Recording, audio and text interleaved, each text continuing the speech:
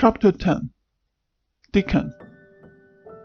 The sun shone down for nearly a week on the secret garden. The secret garden was what Mary called it when she was thinking of it. She liked the name, and she liked still more the feeling that when this beautiful old wall shut her in, no one knew where she was. It seemed almost like being shut out of the world in some fairy place. The few books she had read and liked had been fairy story books, and she had read of secret gardens in some of the stories. Sometimes people went to sleep in them for 100 years, which she had thought must be rather stupid. She had no intention of going to sleep, and in fact she was becoming wider awake every day which passed at Misselwit. She was beginning to like to be out of doors. She no longer hated the wind but enjoyed it. She could run faster and longer, and she could skip up to 100. The bulbs in the secret garden must have been much astonished. Such nice clear places were made around them that they had all the breathing space they wanted. And really, if Mistress Mary had known it, they began to cheer up in the dark earth and work tremendously. The sun could get at them and warm them, and when the rain came down it could reach them at once, so they began to feel very much alive. Mary was an odd, determined little person, and now she had something interesting to be determined about. She was very much absorbed indeed. She worked and dug and pulled up weeds steadily, only become more pleased with her work every hour instead of tiring of it. It seemed to her like a fascinating sort of play. She found many more of the sprouting pale green points than she had ever hoped to find. They seemed to be starting up everywhere, and each day she was sure she found tiny new ones, some so tiny that they barely peeped above the earth. There were so many that she remembered what Master had said about the snowdrops by the thousands, and about bulbs spreading and making new ones. They had been left to themselves for 10 years, and perhaps they had spread like the snowdrops into thousands. She wondered how long it would be before they showed that they were flowers. Sometimes she stopped digging to look at the garden and tried to imagine what it would be like when it was covered with thousands of lovely things in bloom. During that week of sunshine, she became more intimate with Ben Weatherstaff. She surprised him several times by seeming to start up beside him as if she sprang out of the earth. The truth was that she was afraid that he would pick up his tools and go away if he saw her coming. So she always walked toward him as silently as possible, but in fact he did not object to her as strongly as he had at first. Perhaps he was secretly rather flattered by her evident desire for his elderly company. Then also she was more civil than she had been. He did not know that when she first saw him she spoke to him as she would have spoken to a native, and had not known that a proud, sturdy old Yorkshire man was not accustomed to salam to his masters, and be merely commanded by them to do things. "You like the robin," he said to her one morning when he lifted his head and saw her standing by him. "I never knows when I shall see you or which side you'll come from." "He's a friend with me now," said Mary. "That's like him," snapped Ben Weatherstaff.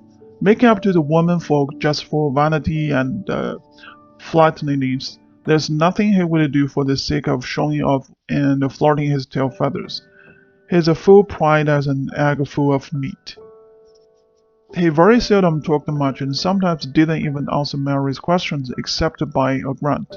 But this morning he said more than usual. He stopped up and rested one hobnailed boot on the top of his spade while he looked her over. "How long has you been there?" he jerked out. "I think it's about a month," she answered.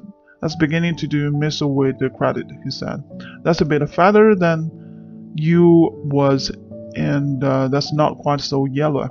You look like a young plucked crow when the first came to the garden. Thanks I to myself I never set eyes on an uglier, sour-faced young head." Mary was not vain, and as she had never thought much of her looks, she was not greatly disturbed. "I know I'm fatter," she said. "My stockings are getting tighter. They used to make wrinkles. There is a Robin Ben Weatherstaff." There indeed was a Robin, and she thought he looked nicer than ever. His red waistcoat was as glossy as stain, and he flirted his wings and tail and tilted his head and hopped about with all sorts of lovely graces. He seemed determined to make Ben Weatherstaff admire him, but Ben was sarcastic. "Ah, there, that art," he said. "You can put up with me for a bit sometime, when you got no one better. That's been riding up your waistcoat and polishing your feathers these 2 weeks. I know what you're up to. That's courting some bold young madam somewhere, telling your lies to her about being the finest cock robin on Miss Moore, and ready to fight all the rest of them." "Oh, look at him!" exclaimed Mary. The Robin was evidently in a fascinating, bold mood. He hopped closer and closer and looked at Ben Weatherstaff more and more engagingly. He flew on to the nearest currant bush and tilted his head and sang a little song right at him. "You think you'll get over me by doing that?" said Ben, wrinkling his face up in such a way that Mary felt sure he was trying not to look pleased. "You think no one can stand out against you? That's what you thinks." Robin spread his wings. Mary could scarcely believe her eyes.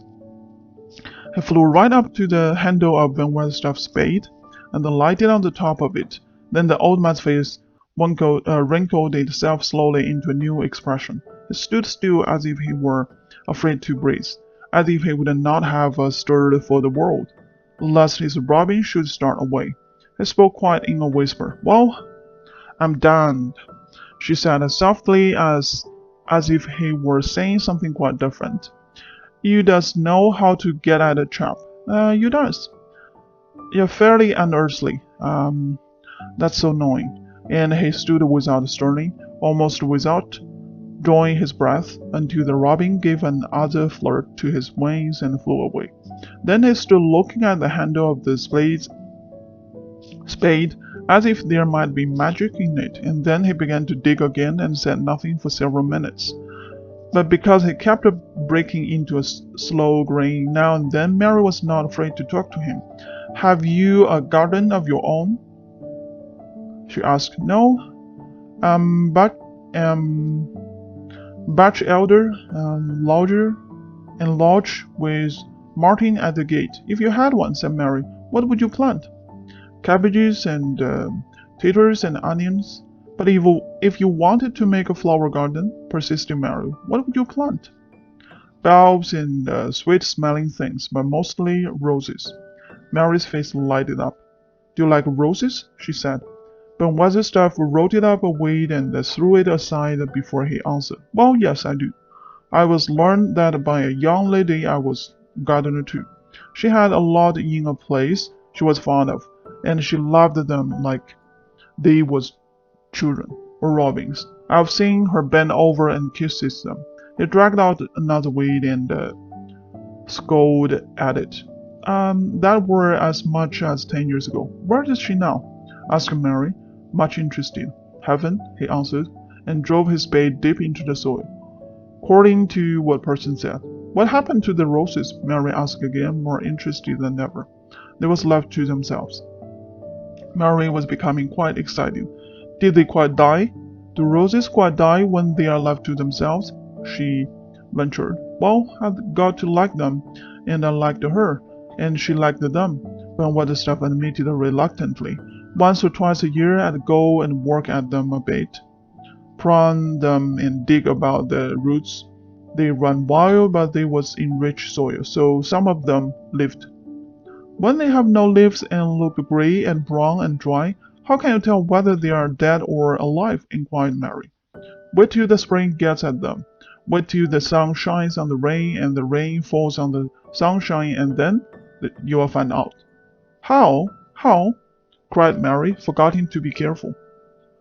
"Look along the twigs and branches, and if they seem a bit of brown lump, swelling here and there. Watch it after the warm rain and see what happens. He stopped suddenly and looked curiously at her eager face. Why does you care so much about roses and such all of a sudden? He demanded. Mistress Mary felt her face grow red. She was almost afraid to answer. I want to play that I have a garden of my own, she stammered. There's nothing for me to do. I have nothing and no one. Well, said Ben Weatherstaff slowly as she watched her. That's true. You hadn't. He said it in such an odd way that Mary wondered if he was actually a little sorry for her. She had never felt sorry for herself. She had only felt tired and cross because she disliked the people and things so much.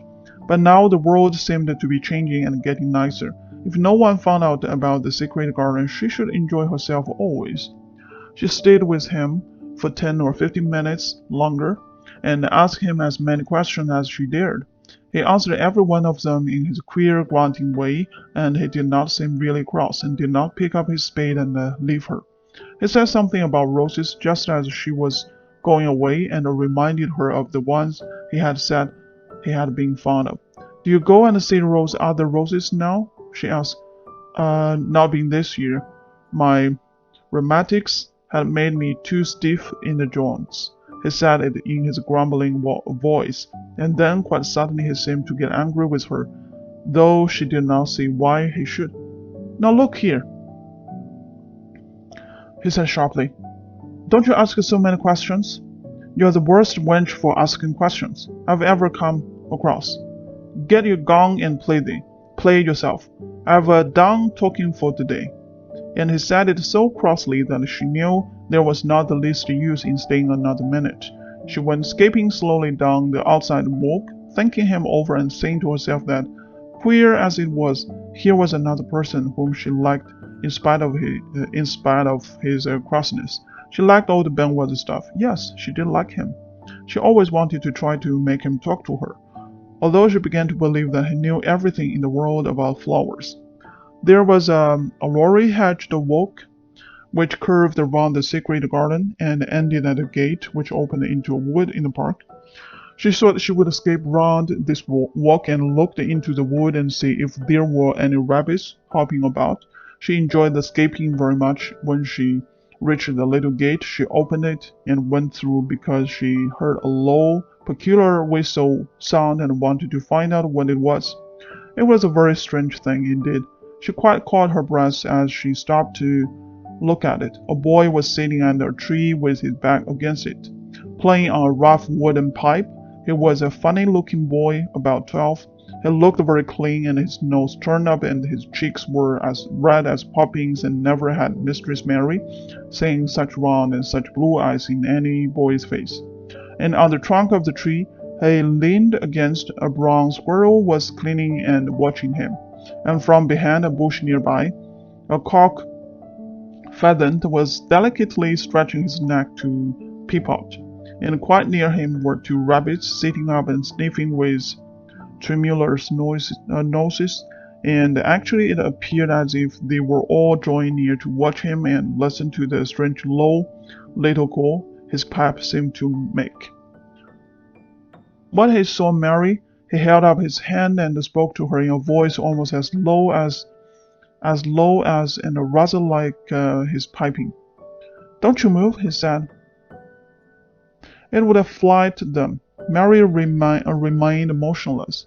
He stopped playing his pipe and began to rise from the ground. He moved so slowly that it scarcely seemed as though he were moving at all. But at last he stood on his feet, and then the squirrel scampered back up into the branches of his tree. The pheasant withdrew his head, and the rabbits dropped on all the fours and began to hop away, though not at all as if they were frightened. I'm Dickon, the boy said. I know you're Miss Mary. Then Mary realized that somehow he had known at first that he was Dickon. Who else could have been? Charming rabbits and pheasants had the native charm snakes in India. He had a wide, red, curving mouth, and his smile spread all over his face. I got up slow, he explained, because if you made a quiet move, it startled them. A body as to move gentle and speak low when the wild thing is about. He did not speak to her as if they had never seen each other before, but as if he knew her quite well. Mary knew nothing about the boys, and she spoke to him a little stiffly because she felt rather shy. "Did you get Master's letter?" she asked. He nodded his curly, rust-colored head. "That's why I come." He stood to pick up something which had been lying on the ground beside him when he piped. "I've got the garden tools. There's a little spade, and a rake, and a fork and hoe." "Ah, they're good ones. There's a trowel too, and the woman in the shop threw in a packet of white poppy and one of the blue larkspur when I bought the other seeds." "Will you show the seeds to me?" Mary said. She wished she could talk as he could. His speech was so quick and easy. It sounded as if he liked her, and was not the least afraid she would not like him, though he was only a common moor boy, in patched clothes and with a funny face and a rough, rusty red hat. As she came closer to him, she noticed that there was a clean, fresh scent of heather and grass and leaves about him, almost as if he were made of them. She liked it very much, and when she looked into his funny face with red cheeks and round blue eyes, she forgot that she had felt shy. "Let us sit down on this log and look at them," she said. They sat down, and he took a clumsy little brown paper package out of his coat pocket. He untied the string, and inside there was ever so many neater and smaller packages with a picture of a flower on each one. "There's a lot of mignonette and poppies," he said. "Mignonette's in the sweetness smell thing as grows, and it will grow whenever you cast it. Wherever you cast it. Same as poppies will. Them as will come up and bloom. If you just whistle to them, they will be the nicest of all." He stopped and turned his head quickly, his poppy-cheeked face lighting up. "Where's that robin as is calling us?" he said. The chirp came from a thick holly bush, bright with scarlet berries, and Mary thought she knew whose it was. "Is it really calling us?" she asked. "Ah," said Dickon, as if it was the most natural thing in the world. "He's calling someone his friend's ways. That's the same thing. Here I am. Look at me. I want a bit of a chat." "There he is in the bush." "Whose is he?" "He's been Weatherstaff's, but I think he knows me a little," answered Mary. "Ah, he knows you," said Dickon in his low voice again, "and he likes you. He's taking you on. He will tell me all about you in a minute." He moved quite close to the bush, with the slow movement Mary had noticed before, and then he made a sound almost like the robin's own twitter. The robin listened a few seconds intently, and then answered quite as if he were replying to a question. "Ah, he's a friend of yours," chuckled Dickon. "Do you think he is?" cried Mary eagerly. She did so want to know. "Do you think he really likes me?" "He wouldn't come near you if he didn't," answered Dickon. "Birds is rare choosers, and a robin can float a body worse than a man. See, he's making up to you now. Can't you see a chap he's saying?" And it really seemed as if it must be true.